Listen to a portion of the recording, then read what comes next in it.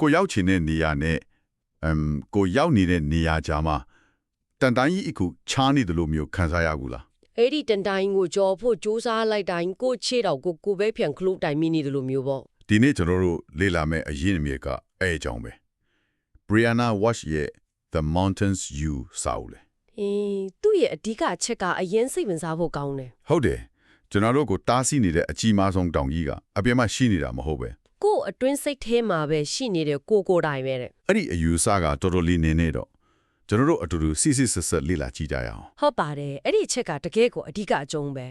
self sabotage လို့ခေါ်တယ်ကိုပြန်ဖြည့်ဆည်းတဲ့အဖြူမှုတွေပေါ့နော်ဟုတ်တယ်လူအများစုကဒါကိုမုန်းလို့ယုံကြည်မှုမရှိလို့လုပ်တာလို့ထင်ကြတယ်ဒါပေမဲ့ဒီစာအုပ်ကပြထားတာကအဲ့ဒီချက်ပုံနည်းတယ်တကယ်တော့ဒါဟာကိုယ့်ရဲ့မတိစိတ်ထဲကမပြေဝတဲ့လူအချက်တစ်ခုကိုဖြည့်ဆည်းဖို့စ조사နေတဲ့လွဲမားနေတဲ့ဖြည့်ရှင်နည်းတစ်ခုတက်ပဲဥမာတစ်ခုလောက်ဥပမာပြရရင်တကယ်တမ်းတယောက်တည်းကြံခဲ့မှာကိုတေမလောက်ကြောက်နေပေမဲ့ကိုရှာဖွေတွေ့ရှိခြင်းလဲဆိုတဲ့ခေါင်းစဉ်တက်ပြီးတော့လေကိုရဲ့ဆက်ဆံရေးကောင်းနေကိုတိုင်းမဲ့အဆုံးသတ်လိုက်တာမျိုးပေါ့ဒီနေ့တော့အဲ့ဒီလိုအပြုတ်မှုတွေရဲ့နောက်ွယ်ကစိတ်ပိုင်းဆိုင်ရာအကြောင်းရင်းအစစ်အမှန်တွေနဲ့အဲ့ဒီတောင်ကြီးကိုဘလို့ကြိုဖြတ်မလဲဆိုတာဆွေးနွေးကြည့်ကြတာပေါ့ဒါဆိုရင်အဓိကမေခွန်းကလူတွေဟာကိုယ့်ဘဝတိုးတက်မဲ့အခွင့်အရေးတွေကိုဘာလို့များကိုယ်တိုင်ကိုယ်ကြဖျက်ဆီးပစ်နေကြတာလဲစာအုပ်ထဲမှာအကြောင်းရင်းတချို့ကိုဖော်ပြတာစိတ်ဝင်စားစရာကောင်းတယ်ပထမဆုံးတစ်ခုကတော့ကျွန်တော်ဖတ်လိုက်တုန်းကတော်တော်လေးအံ့ဩသွားတယ် upper limit တို့မို့အပေါ်ဆုံးကန့်သက်ချက်ဆိုတဲ့အယူဆပဲဟုတ်တယ် Gay Hendricks ဆိုတဲ့စိတ်ပညာရှင်တယောက်ရဲ့ theory လေGay Hendricks လူတိုင်းမှာပျော်ရွှင်မှုအောင်မြင်မှုတွေကိုလက်ခံနိုင်တဲ့မမြင်ရောက်ရဲ့အတိုင်းအတာတစ်ခု thermostat လိုမျိုးအပူချိန်ထိန်းကရိယာတစ်ခုရှိနေတယ်လို့သူကဆိုလဲအပူချိန်ထိန်းကရိယာဟုတ်တယ်ကိုဘွားမှာအရာစင်ကြီးလာပြီးအဲ့ဒီသတ်မှတ်ထားတဲ့အတိုင်းအတာတဲ့ပိုပျော်စရာကောင်းလာတဲ့အခါကိုယ့်ရဲ့မတိစိတ်ကအချင်းတွေကလိုတာတဲ့ပိုကောင်းနေပြီဒါမမှန်ဘူးအန်ဒီရရှိတယ်ဆိုပြီးအချက်ပေးခေါင်းလောင်းဆက်မိတော့လားပေါ့အတိအကျပဲဘာလို့လဲဆိုတော့အဲ့ဒီပျော်ရွှင်မှုအစ်စ်ကသူနဲ့မရီနီသေးဘူးလေအဲ့ဒီခါမှာကိုနဲ့ရီနီပြင်းသားတက်တောင့်တတရှိတယ်လို့ခံစားရချီနေဟောင်းကိုပြန်ရောက်ပါအောင်ရန်ဖြစ်တာမျိုးအလုံးမလုံးလိုက်တာမျိုးနဲ့ကိုပြန်ဖြစ်စီပစ်လိုက်ရောဆိုတော့ကိုယ့်ရဲ့ comfort zone ကဒုက္ခရောက်နေတဲ့အခြေအနေတစ်ခုဖြစ်နေရင်တောင်အဲ့ဒီအခြေအနေကယူနီနေတဲ့အတွက်ကြောင့်အောင်မြင်မှုအသစ်တွေထက်ပိုလုံးကျုံတယ်လို့မသိစိတ်ကတတ်မှတ်လိုက်တဲ့သဘောပေါ့မှန်ပါတယ်တော်ထူးဆန်းတာပဲနော်ဒါနဲ့ဆက်ပြီးစာအုပ်ထက်မှပြောထားတဲ့နောက်ချက်ကိုတတိယသွားတယ်အဲ့ဒါကငယ်ကလေးကကျွန်တော်တို့ခေါင်းထဲဆွဲနေတဲ့အနုလျောက်ခဏဆောင်တဲ့တွေးခေါ်ရဲ့အကြောင်းပဲဥမာပိုက်ဆံနဲ့ပတ်သက်တဲ့အယူဆတွေလိုမျိုးပေါ့အဲ့ဒီချက်ကအရန်ရေးကြည့်တဲ့ထူးထူးဖြင့်ကျုံယဉ်ကျေးမှုမှာလီပိုက်ဆံနဲ့ပတ်သက်ပြီးအနုလက္ခဏာဆောင်တဲ့အမြင်မရှိတတ်တယ်မလားဟုတ်တယ်ပိုက်ဆံဆိုတာမကောင်းမှုရဲ့အရင်အမြင့်ချမ်းသာတဲ့သူတွေကတကူကောင်းဆန်တဲ့ဆိုတဲ့အတွေ့အမျိုးတွေနဲ့ကြီးပြင်းလာခဲ့ရင်ကိုရင်ချမ်းသာလာမယ့်အခြေအနေကိုမသိစိတ်ကအပြင်းထန်တွန်းလှန်နေမှာပဲဘာလို့လဲဆိုတော့ကိုစိတ်ထဲမှာချမ်းသာခြင်းဤကွယ်လူမကောင်းဖြစ်ခြင်းလို့ညီမြချင်းချထားပြီးသားဖြစ်နေလို့ပဲ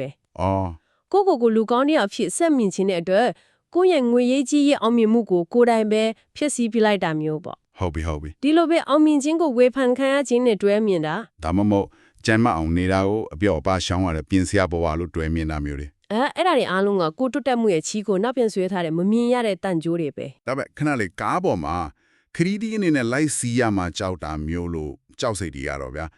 အဲ့ဒါကကားတိုက်မှာဆိုးလို့မမဟုတ်လားစာအုပ်ထဲမှာတော့အဲ့ဒါကိုရှေ့ဆက်တိုးရမှာ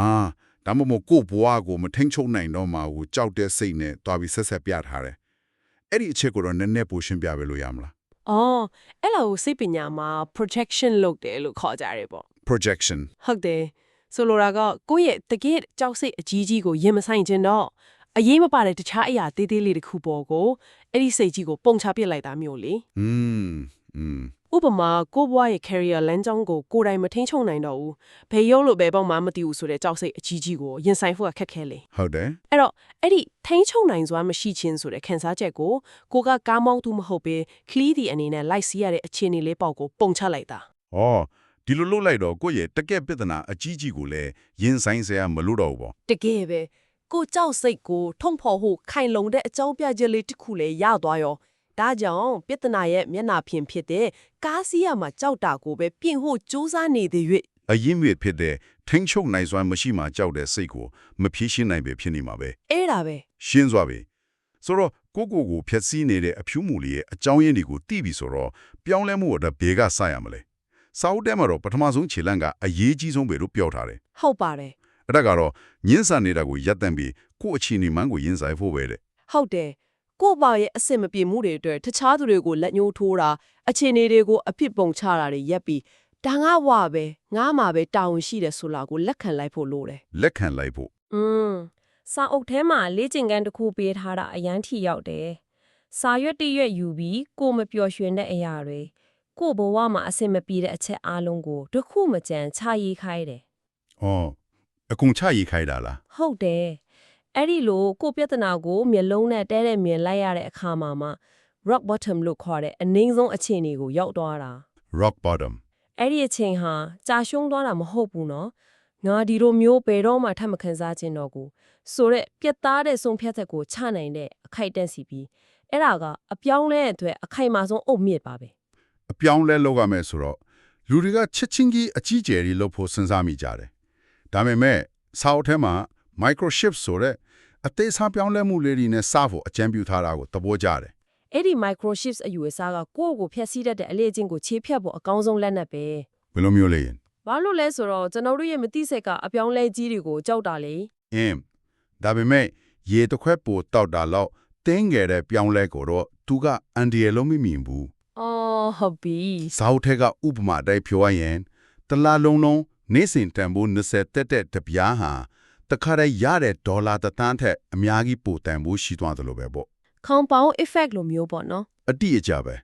ဒီနေ့ဖုံးတုံးတာကိုတစ်ချိန်လောက်ရှော့ကြည့်တာမနဲ့စောစော9မိနစ်အိယာထားတာလိုမျိုးတင်းငယ်တဲ့အောင်မြင်မှုလေးတွေနဲ့စုပြီးတဖြည်းဖြည်းနဲ့ကိုယ့်ရဲ့ comfort zone ကိုမတိမတာချဲ့သွားတာ